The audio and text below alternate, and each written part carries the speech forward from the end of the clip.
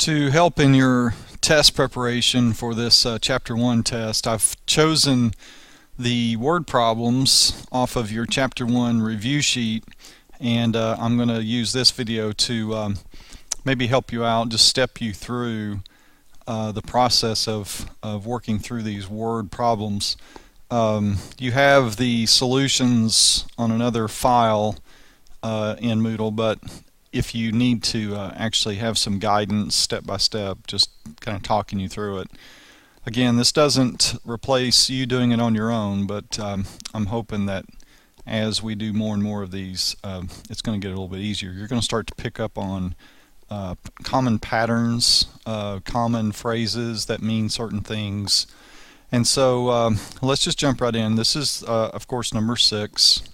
And what we're told is Robert's father is 5 years older than 3 times Robert's age. And then we're told that the sum of their ages is 61. Our goal, our job, is to define a variable, a single variable. It's like we're going to use the same variable in both of the expressions, both for Robert's age and then how we're going to express his dad's age. Okay, so we need a variable, and since it looks like Robert's father's age is really built off of Robert's age, because as you can see there, it says that his dad is 5 years older than 3 times. And we do a lot of that where we take words and we make an algebraic expression out of it. And it's like saying 5 more than 3 times a number, you know, and in place of the number we could have n or x. Well, this is kind of the way this sets up. I'm just going to let x represent Robert's age,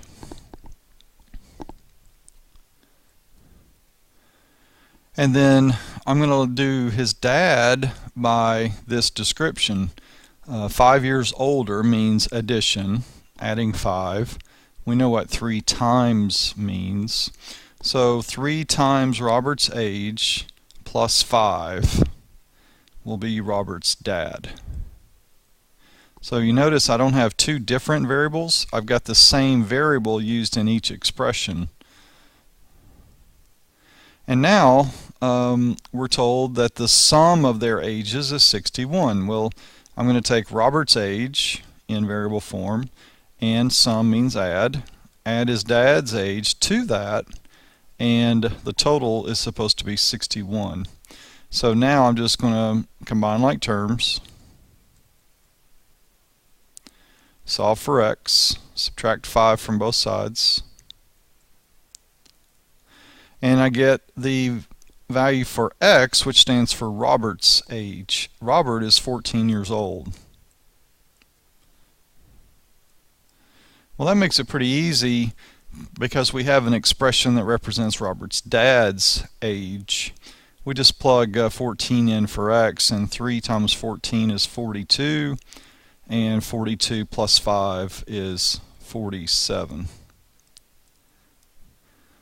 Okay, so the answer to the question, find both Robert's and his dad's age, we did that here. So that would be the final answer for number 6. But I want you to catch how we, I've still got a few people that want to use 2 different variables, one for Robert's age and one for his dad. It's the same variable, but we're doing operations on this initial variable to represent, in this case, his father.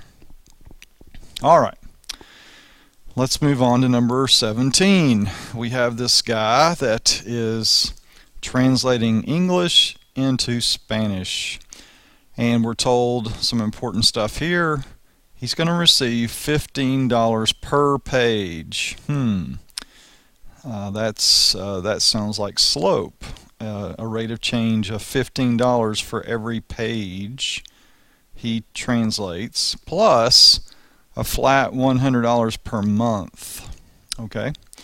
Manuel would like to work for 3 months during the summer and make at least, okay, key phrase, we're going to have to know how to change that into an inequality, at least 1,500. So here's the objective of this problem. Write and solve an inequality, just one inequality, to find the minimum number of pages he must translate to meet his goal. Well, hopefully you found this reference here. We already identified it as we went through. First of all, what is it that they want you to find? The minimum number of pages. So once again, if you're wondering, well, how do I set a variable up?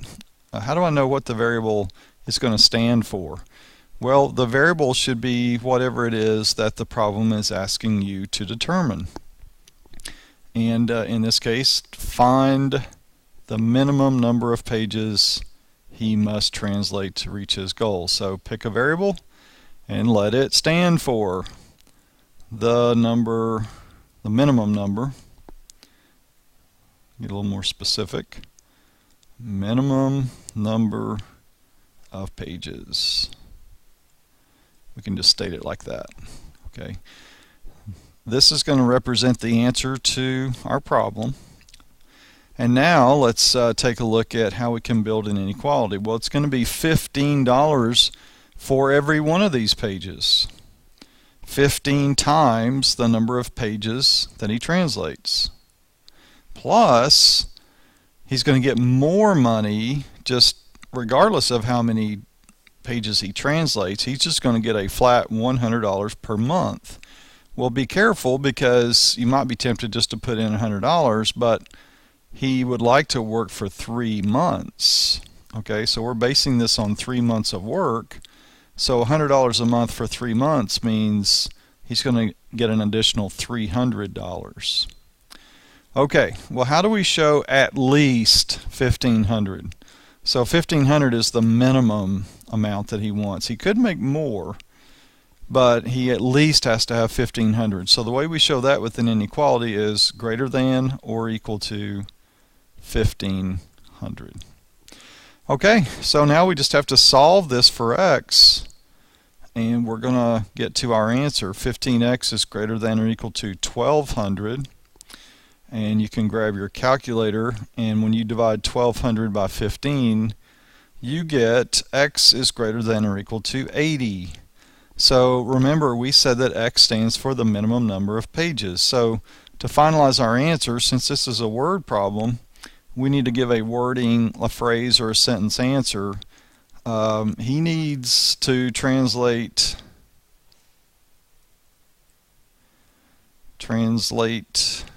at least 80 pages to get his goal of a total of at least $1,500. Okay, so there's our answer. First of all, we had to write the inequality, and now we solved it. So he needs at least 80. He needs to translate. Sorry about that. Translate at least 80 pages. Okay, 17's done. Okay, interesting problem here. 4-mile tour of New York City costs $22. If we go up to a 7-mile, then it jumps up to $40. Here's what the problem wants us to do. Predict the cost, okay, all right, of a 5.2-mile tour. And to me, this is key. Write a linear model. Well, don't let that word model scare you. That's just another word for equation. And when you think of linear equations, you are thinking of this. Our answer for the linear model is going to look like this. We just have to come up with a particular number to plug in here for slope, and another particular number to replace b with, the y-intercept. So to write a linear model or linear equation, there are two numbers we have to have. We need to know the slope of the line, and we need to know the y-intercept. I mean, it could be 0, but we need to know that. We need to figure that out. Okay, so believe it or not, this problem is going to guide you toward the slope, because built into these first two sentences are a couple of ordered pairs. Okay, and let me give you a tip on how you can make these ordered pairs and make sure that you identify the x-coordinate correctly and the y-coordinate. Okay, remember, an ordered pair, I'm talking about this. Well, if you're reading through this problem, how do you know which number will be the x-coordinate of an ordered pair, and how do you know which one will be the y? Well, here's a clue, and here this works every time on problems like this, where you're asked to write a linear model, but they didn't just come right out and say what the rate of change is. Do you notice that? They're not saying that a particular cost is changing at a rate of a certain quantity.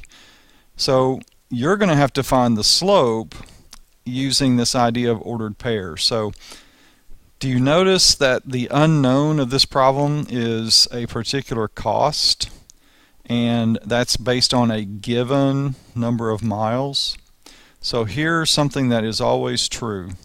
If you're wondering which numbers to label as x-coordinates and which ones to label as y, the unknown, the part of this problem that is your job to figure out, in this case we're figuring out a cost, then cost, every number in this problem that talks about cost, will be considered a y-coordinate. That means if we've established what the y-coordinate is, that's numbers that talk about cost. Let's just go ahead and label them. There's a cost. There's another cost. Then this given number, miles, means that every number talking about miles will be an x-coordinate. There's a number 4. There's another number 7. Okay, so this first sentence really gives me an ordered pair. For 4 miles, for an input of 4, I get an output of 22. Or in other words, when x is 4, y is 22. Alright, let's read on. Very similarly, when the input is 7, for 7 miles input, I get 40 as an output. Or when x is 7, y is 40.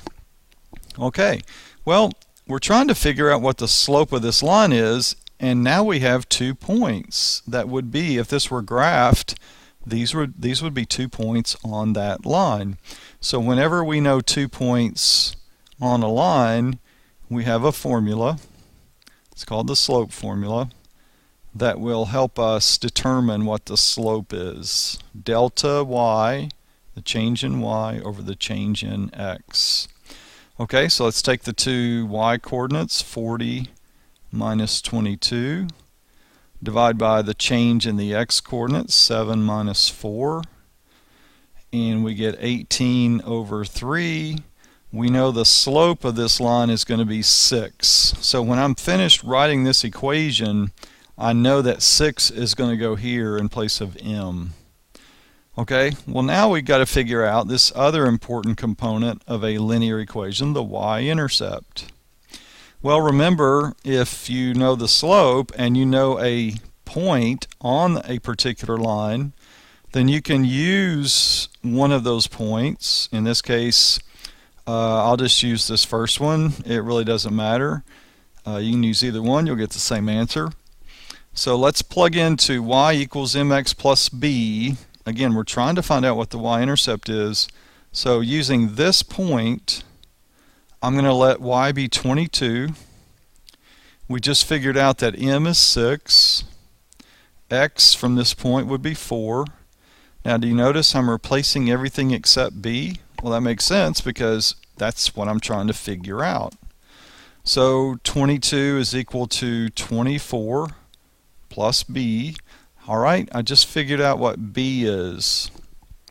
Now don't just pass over this part of the instructions. Write a linear model. Alright, that's another way of saying write this linear equation.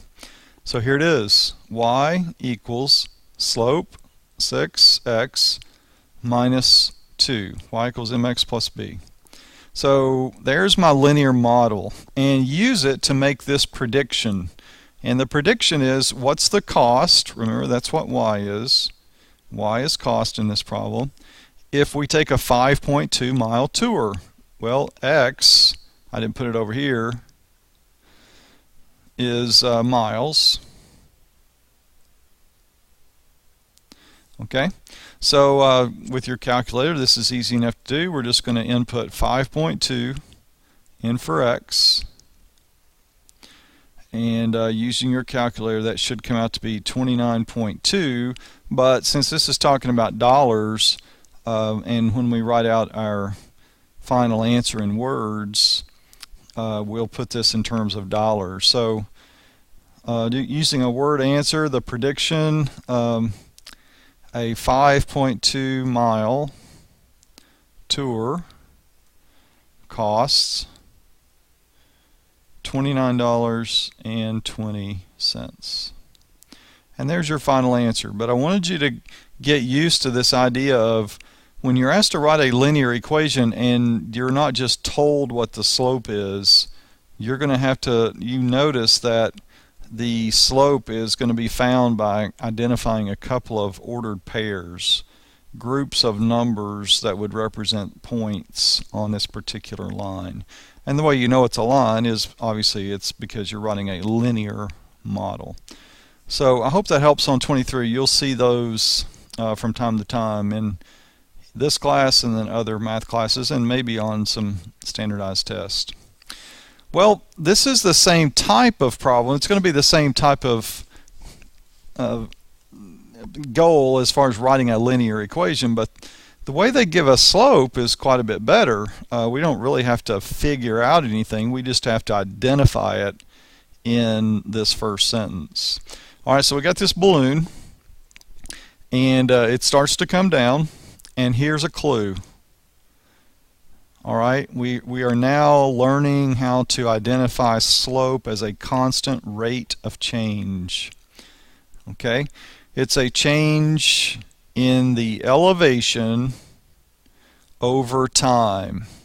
Okay, remember slope is change in y over the change in x, the change in elevation over time. So again, we're headed toward this, y equals mx plus b. And let's be careful here because this is a key word. We can't just dismiss that. The balloon is descending, and therefore our slope for this particular line is going to be negative 20. Okay? And the x is going to be in terms of number of minutes. Okay? All right? And we'll talk about that in just a minute. All right, so we've identified the slope, the negative 20, because it's descending. And then this other number, this starting point before the balloon started to come down, it is a starting point. This fixed number is going to be the b, the y-intercept. So you put all those together in the equation, and we have just taken care of this sentence. Write an equation to model the balloon's elevation, that's what y stands for, as a function of time in minutes, and that's what x stands for. As we input minutes, then we can tell how high off the ground the balloon is, until eventually at this rate it's going to fall to the ground, it's going to land. Okay. Alright, so that takes care of the function, the equation, linear model. Alright, so without graphing, let's determine the y-intercept, and that's not too bad. We're pretty used to that. And then over here we'll talk about the x-intercept. And I want you to understand what these mean in context of a problem. I don't want you just to see, well, b is 1350. Well, that is true. Y-intercept is 1350, but what does that mean in this particular case? Well, again, if we were graphing, which we're not, it says without graphing, but we would be doing something like this. This would be 1350, and then from there we'd be drawing a line that goes this way until eventually we're going to be here. And this steepness is what our slope is, the negative 20. So we could characterize the y-intercept as this. It's the altitude or the elevation either one, the elevation of the balloon before it began to descend. Okay, it's the elevation in feet, actually, 1,300 feet, but that's okay, something like this. So we're this high before we start to fall. Alright, so now let's talk about this X-intercept down here. How do we find it, first of all? Well, anytime you want to find an X-intercept, just replace y with 0 in your equation. And we're going to solve for x. And you get 67.5 for x. So if we were graphing, I know we're not, but if we were, then down here, this would be the point 67.5, 0. Well, what does that mean? Well, again, over time, here we are in minutes. As the minutes grow, we have a particular altitude. And not only that, but as the minutes grow, we are closer to the ground. Okay? More minutes pass, closer to the ground. More minutes pass, we're really close to the ground.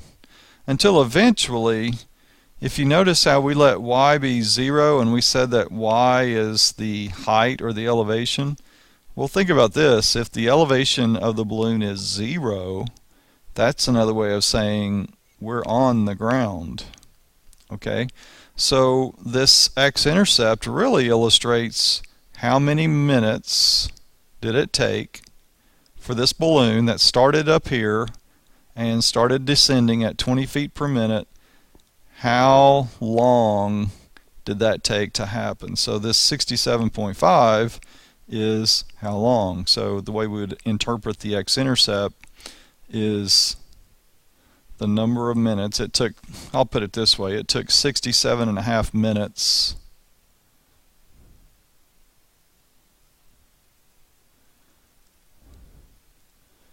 for the balloon to land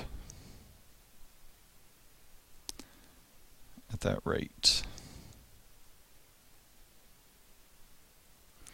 Okay, well, I hope that helps. I am interested in you not only identifying the y and how to solve for the X-intercept, but in these word problems, I hope you understand what they actually mean. How would you describe them? And so be ready to do that on your test. Okay, here we are with another one. We have this artist. He's selling, let's see, he can sell each drawing he does for $100 and each painting he does for $400. And once again, this is going to be an inequality. I know that because I see these words, at least. His goal is to make at least $2,000 every month. So, write an inequality that expresses how many paintings and or drawings he needs. Well, I need a variable to help me answer this question or come up with this answer. So typical X will be the number of paintings he needs to sell.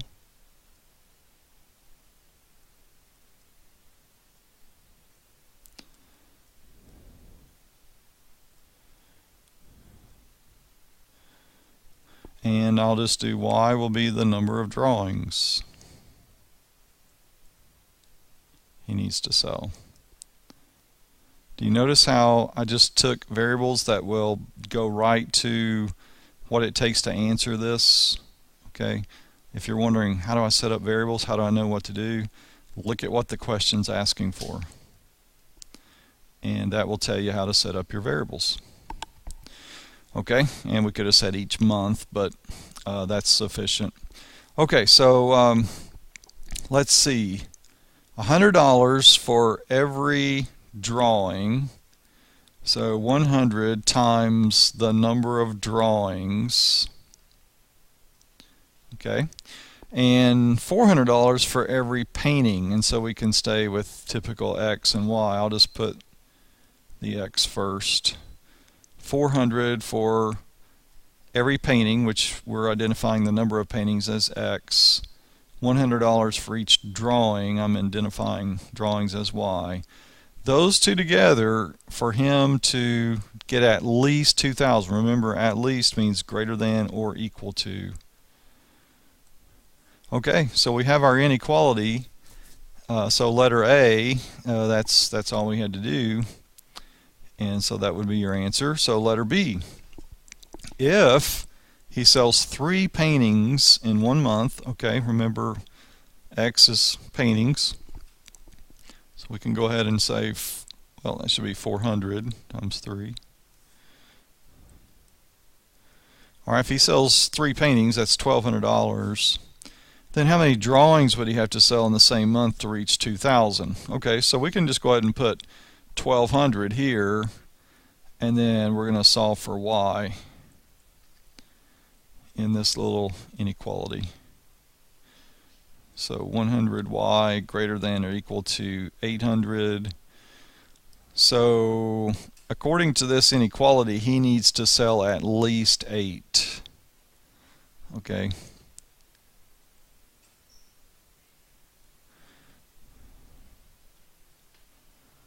Okay. So I hope that helps with that. That's the final answer for both parts, A and B. Okay, so here we go with another.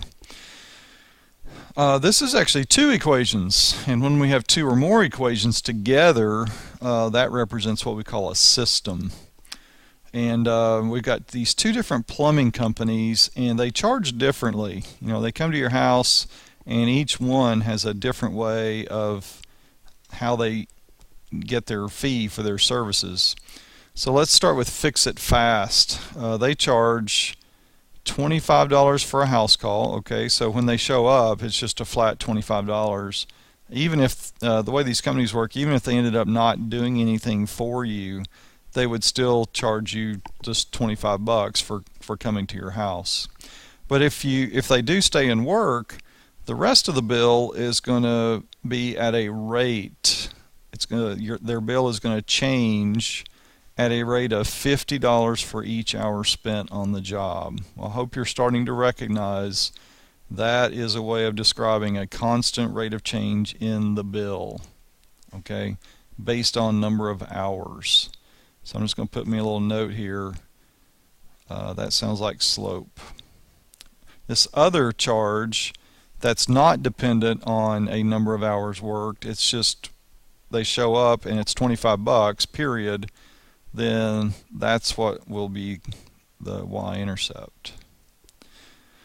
Okay, so let's see if we can figure out on Do It Right. They charge $35 flat just for showing up, and then here they have this other way of charging, and it's $45 for each hour. Okay, so we've got slope for this particular company. So what this is going to amount to is we need a linear equation to represent each company. So I'm just going to abbreviate here. Fix It Fast. Okay, again, it's 2 linear equations. When you see linear, you're thinking y equals mx plus b. And remember the 2 key components for writing equations. We need the slope and we need the y-intercept. Well, we basically found out what those are. So in this case, I hope you can see that y is going to be the amount of their charge. How much are they going to collect from you?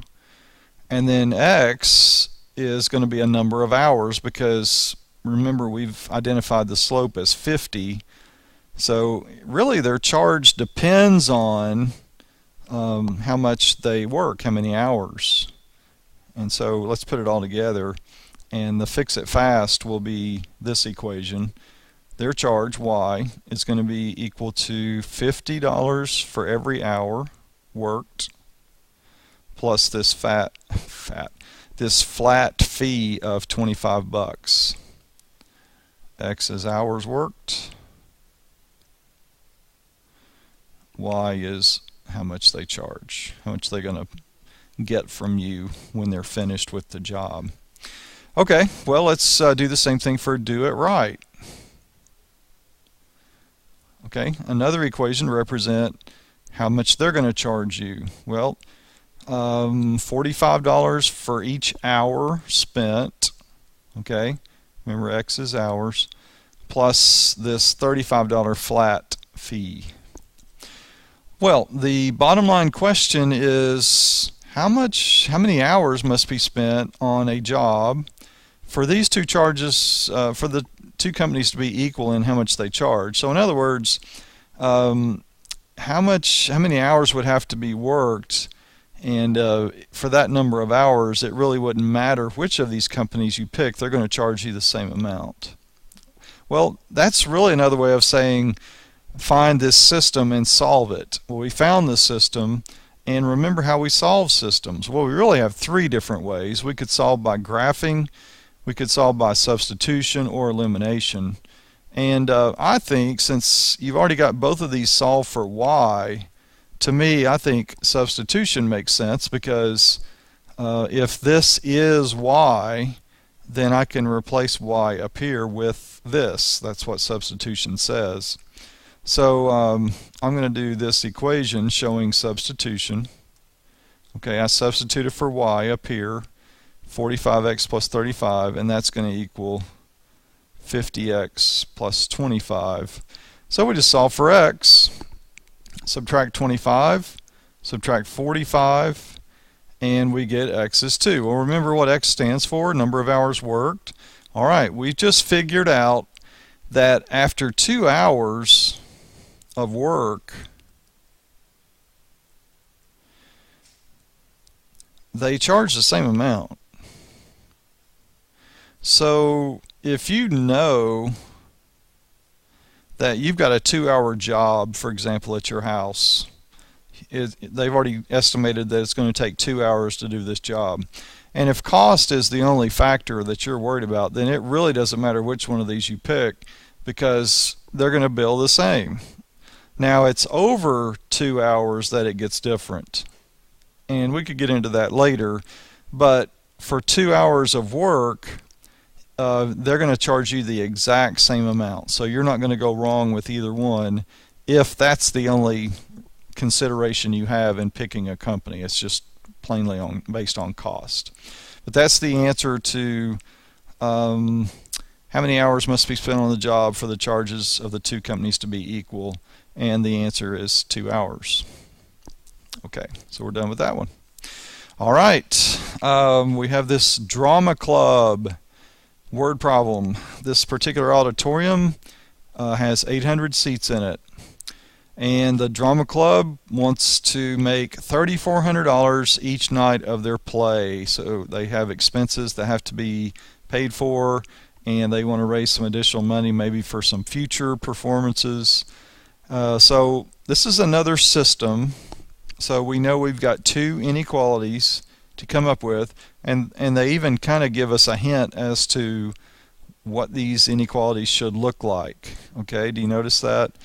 Write one inequality will be for the number of seats, alright, and then the other one will be for in terms of money raised. Alright, so let's think about how many seats. Well, I guess we first of all should identify some variables. Okay, so suppose that they're making this much each night. Adult tickets cost a certain amount. Student senior tickets cost a certain amount. We're supposed to find the number of seats and money raised. Well, we need variables to represent, first of all, how many of the tickets are sold for each type of ticket. Okay, so there's two types of really ticket prices. We have the amounts that they charge for each, but we need to figure out how many are being sold of each. So I'm just going to let X be the number of adult tickets. I'll just use that as an abbreviation, sold, and I'll let Y be the number of the other type, a student senior tickets sold. Okay, so we're going to do a system. We sometimes do little braces around the two equations or inequalities. So let's think about this number of seats inequality. We know there are 800 total seats, and that's going to be a combination of adult tickets, ticket buyers, and student senior ticket buyers. So just think about those two types of ticket buyers together cannot exceed 800. Okay, it can get up to 800, but then, or it has to be lower, but it can't be more because that's the capacity of the auditorium. So that takes care of the number of seats. Now let's think of in terms of money.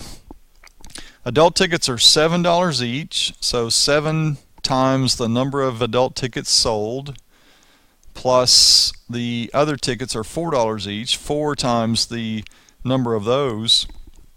And we hope their goal is to make $3,400 each night.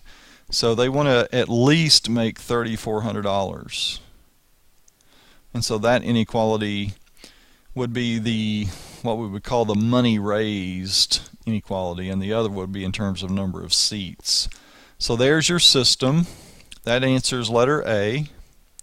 Now, letter B. Let's use this system to answer this question. Could the club meet its goal of $3,400 by selling 200 adult tickets and 475 of the other? Well, let's see. 7 times the adult ticket here, $7, so X would be 200. And then 4 times 475 of these other types. Let's see what that gets us. Probably want to grab your calculator. So 7 times 200 plus 4 times 475. That's 3,300. Just a little bit short of the goal of 3,400. So the answer to this would be no. It would be, you could say something like it's $100 short of their goal.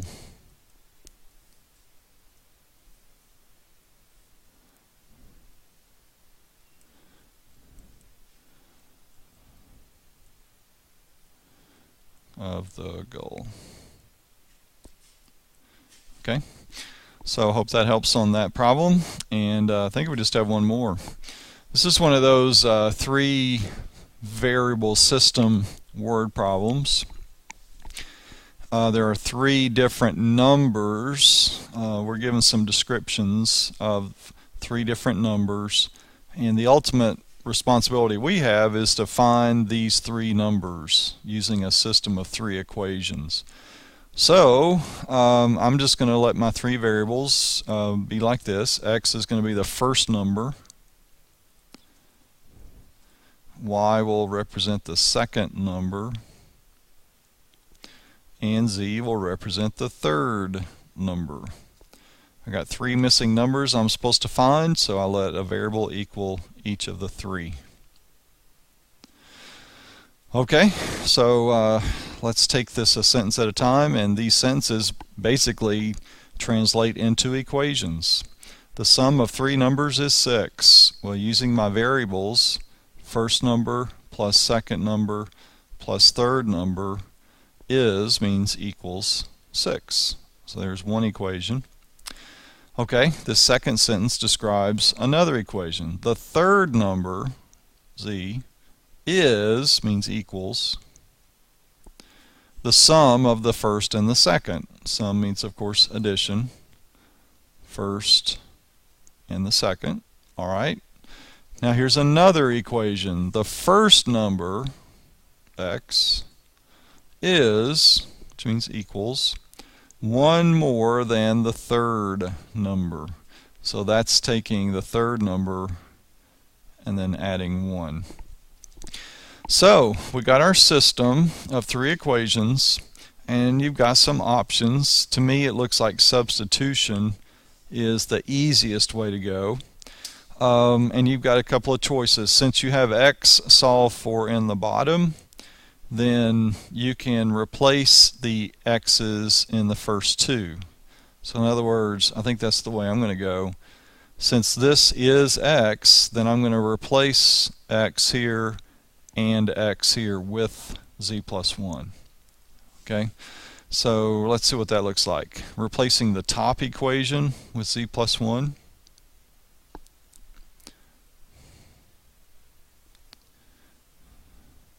Oh, let me try that again. Z plus 1 plus y plus z. Okay, there's the z plus 1, and then the rest of the problem, just like it was originally, equals 6. And we can go ahead and combine like terms here. 2z, and I'll go ahead and put y first. Y plus 2z. And remember, constants need to be moved to the right side together, so we'll subtract 1 and we'll get 5. Okay, so I replaced the x in the top. Now I'm going to replace the x in the second equation. Z equals z plus 1, and then the plus y that exists already. Alright, so the z's are going to cancel. When I subtract z from both sides, I'm going to get 0. And then solving for y, that's the only variable left, I'm going to get -1. So we found one of our solutions. We found the second number to be -1. Alright, so now that I know what y is, I can jump over to this other equation that's down to 2 variables, and I can substitute -1 in for y, and that'll help me find z. Okay, so I'm just solving this little equation. I'm going to add 1 to both sides. So we got the third number, which is 3. Alright, and so now let's see what I need. I need x. Well, I just happen to have an equation here that's already solved for x. So all I have to do now is take what I know for z, plug it in, that's 3, and I'll get x. X is going to be 3 plus 1, which of course is just 4. So if this truly is a solution, and here it is as an ordered triple, then I should be able to test, and it should make these equations true in red. So let's see. 4 plus -1, that's 3. 3 plus 3 is 6. Okay, that one checks. Alright, let's check out the middle one. 3 is equal to -1 plus, I'm sorry, 4 plus -1. That's true. 3 here, that's z, is equal to 4 plus -1. That works. And then let's try this one. 4 is equal to 3 plus 1. That works. So we've got assurance that this is the final answer. The first number is 4, second number is -1, and the third number is 3. So that's all of the word problems. I hope that this helps you. It's just gonna, the more you practice, the more you see these, the easier it's gonna get, I promise you. But just keep it up. Don't let up. Keep working hard, and let me know if I can help you.